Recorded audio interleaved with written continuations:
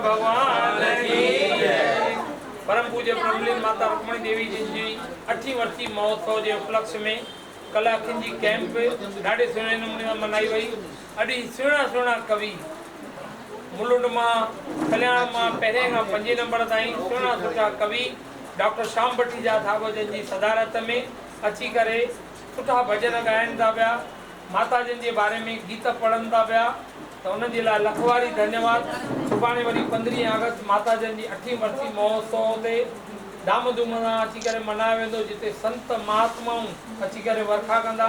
तव्हां सभिनीनि भाउरनि जो असांजे शहरवासियुनि जो लख लख धन्यवाद। अची करे हिन ॾींहुं असां बचरनि मथां कृपा जो हथ पेर जो आसीस कजो त ईअं ई सेवा जे कारण में माता जे उन्हनि संकल्पनि खे अॻियां वधाईंदा रहूं, उहे कार्य कंदा रहूं।